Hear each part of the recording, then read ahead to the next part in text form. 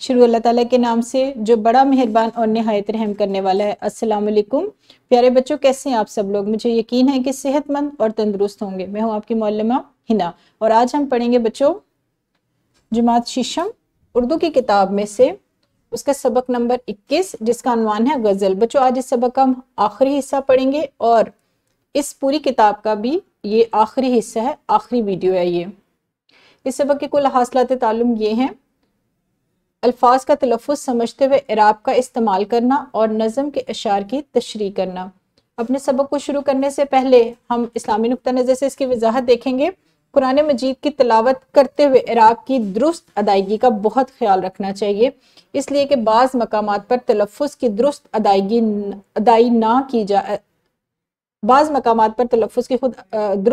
نہ کی جائے تو الفاظ کا معنی بدل کر کلمہ کفر تک پہنچ جاتا ہے۔ بچوں کیونکہ ہمارے حاصلات تعلم کا ایک حصہ اعراب پر مشتمل ہے، لہٰذا اسلامی نقطہ نظر سے وضاحت بھی اعراب سے متعلق دی گئی ہے کہ قرآن مجید کو پڑھتے ہوئے اعراب کا بہت زیادہ خیال رکھنا چاہیے، ورنہ الفاظ کے معنی بدل جاتے ہیں۔ بچوں ہم اپنے سبق کا باقاعدہ آغاز کریں گے، لیکن سبق کو شروع کرنے سے پہلے آپ جانتے ہیں کہ ہم کیا کرتے ہیں؟ دہرائی کی سرگرمی۔ آپ نے کرنا یہ ہے، دو الفاظ ہیں آپ کے پاس، ایک تو اس اور عالم۔ بچوں اس پر زیر زبر اور پیش لگا کر آپ نے بتانا ہے کہ اس کی صوت کیا ہوگی، یعنی اس لفظ پر اگر زیر زبر یا پیش لگا دیا جائے تو کیا ہو جائے گا، اور اس لفظ پر بھی اگر زیر زبر اور پیش لگا دیا جائے تو اس کے صوت اور معنی میں کیا تبدیلی آئے گی۔ بچوں یہاں پر ویڈیو کو روکیں اور اس سوال کا جواب دیں۔ جی بچوں آپ تو اعراب کا استعمال بہت اچھے طریقے سے جان چکے ہیں۔ آج ہم دیکھتے ہیں کہ آج ہم نیا کیا سیکھنے والے ہیں۔ آج کی ہماری تدریس کے موضوعات ہیں: غزل کا تلفظ سمجھتے ہوئے اعراب کا استعمال، اس کے ساتھ ساتھ نظم کے اشعار کی تشریح کرنا۔ بچوں اعراب کی مدد سے درست تلفظ کی ادائیگی کی وضاحت جو ہے آپ کو سبق نمبر 4 اور 12 میں پہلے دی جا چکی ہے، اور اشعار کی تشریح کا طریقہ بھی آپ کو سبق نمبر 1 اور 6 میں بتایا جا چکا ہے۔ لیکن آج ہم غزل کے درست تلفظ کو سمجھانے کے لیے آپ کو سبق نمبر 21 پڑھائیں گے جو غزل پر مشتمل ہے۔ لیکن اس سے پہلے آپ کو بتائی جائے گی کہ غزل بالآخر ہوتی کیا، غزل کہتے کسے ہیں۔ غزل اردو کی مقبول ترین صنف شعر ہے، یعنی یہ شاعری میں اردو کی مقبول ترین صنف قسم ہے۔ اصطلاح میں غزل شاعری کی وہ قسم ہے جس میں معاملات حسن عشق کا بیان خلوص دل کی چاشنی کے ساتھ موجود ہو، دل کے جذبات کا اظہار، ہجر و وصال کی کیفیات، شکایت زمانہ، تصوف اور حقیقت و عرفان کے موضوعات بیان کیے جائیں۔ غزل میں عام طور پر پہلا شعر مطلع ہوتا ہے۔ مطلع اس شعر کو کہتے ہیں جس کے دونوں مصرے ہم قافیہ ہوں۔ غزل میں ایک سے زیادہ مطلب بھی ہو سکتے ہیں۔ غزل کے آخری شعر میں شاعر اپنا تخلص استعمال کرے تو شعر مقطع کہلاتا ہے۔ بچوں کیونکہ آج ہم پہلی بار غزل پڑھ رہے ہیں، اس لیے غزل سے متعلق آپ کو آگاہی ہونی چاہیے کہ غزل بالآخر ہوتی کیا ہے، غزل کے اشعار کو کیا کہا جاتا ہے، اس کا غزل کا پہلا شعر کیا کہلاتا ہے، غزل کا آخری شعر کیا کہلاتا ہے، غزل میں شاعر کون سے موضوعات پر بات کرتا ہے، اشعار کن موضوعات پر لکھے جاتے ہیں۔ یہ ساری تفصیل آپ کو جس طریقے سے میں نے دی ہے، معلم بھی اسی طریقے سے وضاحت دیں گے، اس کے بعد ہم غزل شروع کریں گے۔ لیکن آپ جانتے ہیں کہ ہم کوئی بھی نیا سبق شروع کرنے سے پہلے کیا کرتے ہیں؟ جی بالکل، ہم اس کے خاص الفاظ پڑھتے ہیں۔ آئے دیکھتے ہیں ہماری غزل کے خاص الفاظ کون سے ہیں۔ دائم، گردش مدام، لال، عقوبت، ساگر، لوح جہاں، قدم بوسی، وظیفہ خوار، زمرد، مقرر، زر۔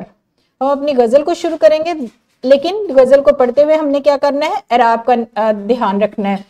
دائم پڑا ہوا تیرے در پر یہاں پر زبر آ رہی ہے، پر نہیں ہوں میں، خاک ایسی زندگی پہ کے پتھر نہیں ہوں میں۔ کیوں؟ گردش مدام، گردش کے شین کے نیچے بھی زیر آ رہا ہے، سے گھبرا نہ جائے دل، انسان ہوں پیالہ و ساگر نہیں ہوں میں۔ دوبارہ اس کو پڑھوں گی۔ دائم پڑا ہوا تیرے در پر نہیں ہوں میں، خاک ایسی زندگی پہ کہ پتھر نہیں ہوں میں، کیوں گردش مدام سے گھبرا نہ جائے دل، انسان ہوں پیالہ و ساگر نہیں ہوں میں۔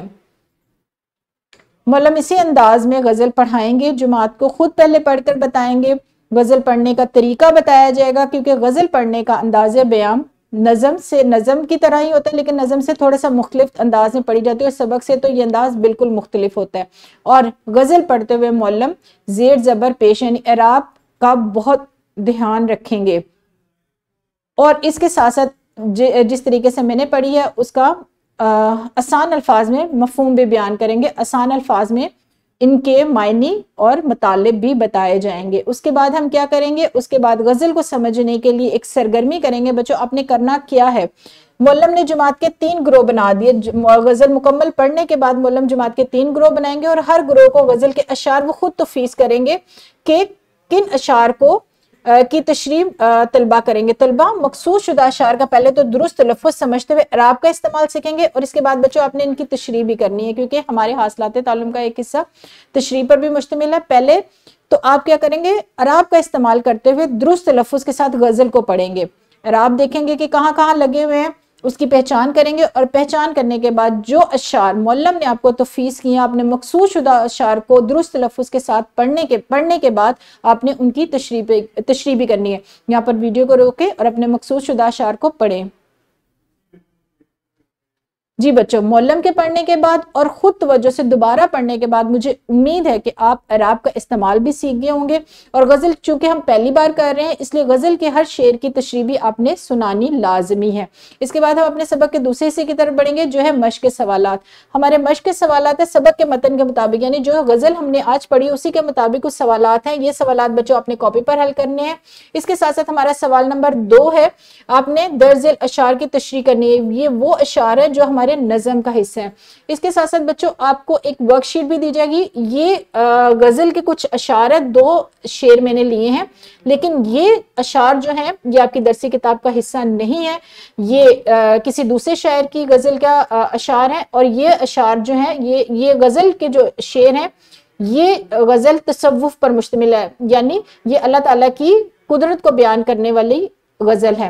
آپ نے درست تلفظ کو سمجھتے ہوئے پہلے تو یہاں پر اعراب کا استعمال کرنا ہے اور اس کے بعد اس کی تشریح کرنی ہے، یعنی آپ نے تلفظ یعنی غزل کے اشعار کو پڑھتے ہوئے جہاں پر مناسب آپ کو لگے، جہاں پر لگنے ضروری ہیں وہاں پر آپ نے اعراب لگانے ہیں، اور اس کے بعد ان اشعار کی تشریح بھی کرنی ہے، اور آپ نے جو دونوں سوال ہمارے مشق کے سوالات ہیں بچے وہ آپ نے کاپی پر حل کرنے ہیں۔ اور دوبارہ کہوں گی میں کہ اگر آپ کا کاپی کا کام اور ورک شیٹ کا کام جماعت میں مکمل ہو گیا بچوں تو ٹھیک ہے، لیکن آپ نے اگر ادھورا رہ گیا ہے تو گھر جا کر اس کام کو مکمل کرنا ہے، اور اگلے روز اپنے معلم یا معلمہ کو دکھانا ہے۔ یہاں پر میں اجازت لوں گی، یہ اس ہماری درسی جو کتاب ہے جماعت ششم کی اس کی آخری ویڈیو ہے، آخری سبق تھا۔